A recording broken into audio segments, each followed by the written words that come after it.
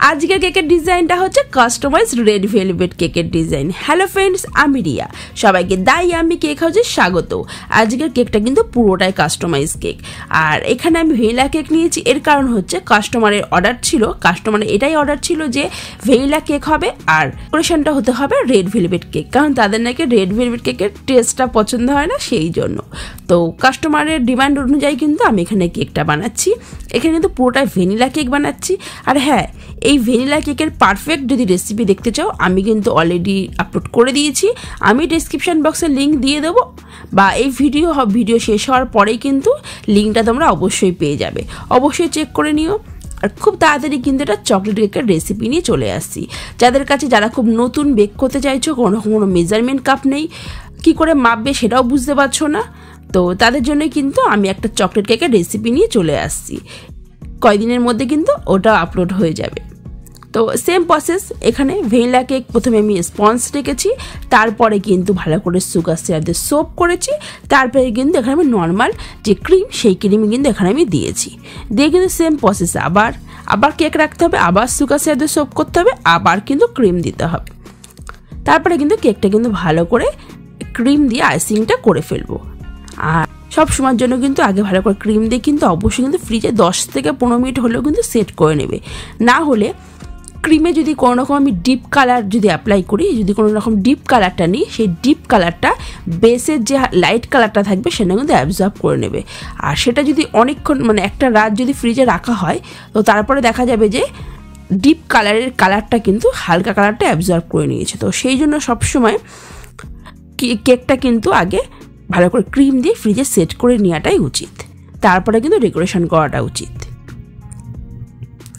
তো আমি এখানে সেমই প্রসেস ভালো করে দেখো, আমি কিন্তু ক্রিমটা দিয়ে আমি এবার ফ্রিজে সেট করে নেব। তারপরে চলে যাব আমি মেন ডেকোরেশনে। আচ্ছা, যাদের কিন্তু কেকের পরে খুব ভালো ফিনিশিং হয় না, ফিনিশিংটা কিন্তু একদমই হচ্ছে না, তারা কিন্তু এই টিপসটা অ্যাপ্লাই করতে পারো। ভালো করে আগে একবার টেনে নিয়ে নাইফ দিয়ে ভালো করে কিন্তু নাইফটা ক্লিন করে তারপরে কিন্তু আবার টানতে হবে, এরকমভাবেই।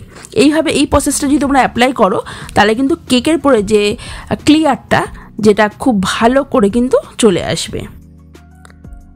দেখতেই পাচ্ছ খুব সুন্দর করে কিন্তু ফিনিশিংটা এসছে, একদম কিন্তু ক্রিমটা কিন্তু লেগে নেই।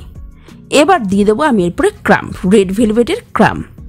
আচ্ছা, তোমরা যদি পারফেক্ট একটা রেড ভেলভেটের কেকের রেসিপি দেখতে চাও, কীভাবে ক্রাম বানাতে হয়, কীভাবে কেকের বেস বানাতে হয়, অ্যান্ড কীভাবে কোন ক্রিমটা রেড ভেলভেট কেকে দিতে হয়, অবশ্যই তাহলে আমার কমেন্ট করো। আমি কিন্তু অবশ্যই একটা রেড ভেলভেট কেকের পুরো রেসিপি নিয়ে চলে আসবো। ভালো করে একদম যা ছিল ক্রাম সব আমি এখানে দিয়ে দিলাম।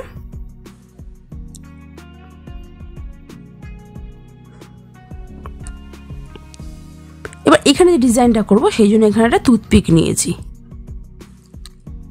টুথপিক দিয়ে আগে আমি ভালো করে দাগগুলো মার্ক করে নেব।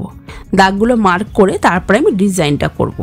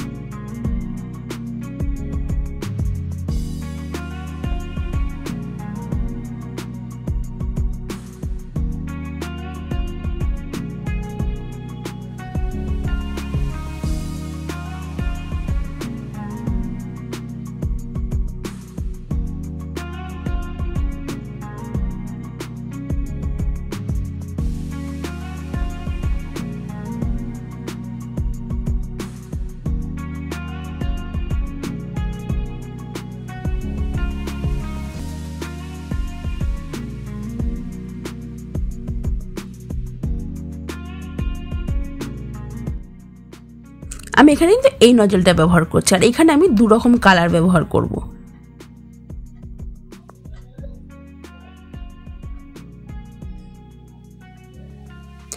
আমি একদম পুরো মানে 2 সাইডে একদম পুরো মানে 4 সাইডেই আমি এখানে দিচ্ছি হোয়াইট কালার, আর একদম পুরো মাঝখানটা আমি এখানে দিচ্ছি রেড কালার।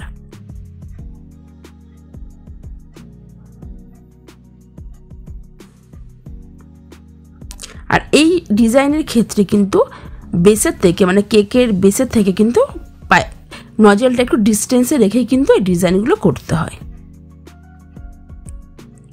আর এখানে দিয়ে দেবো কয়েকটা আমি পাতা, আর এখানে আমি দিয়ে দেবো সিলভার কালার স্প্রে। দিলে কিন্তু কেকটা অলমোস্ট ডান। তো কেমন হচ্ছে ডিজাইনটা অবশ্যই কমেন্ট করে জানিও, আর অবশ্যই কিন্তু লিঙ্ক এক্ষুনি চলে আসবে একটা পারফেক্ট ভ্যানিলা কেকের স্পঞ্জের রেসিপি। তো অবশ্যই দেখে নিও। তো আজকের মতো টাটা বাই বাই, আমি আবারও ফিরবো সুন্দর একটা ভিডিও নিয়ে। তো আজকের মতো টাটা।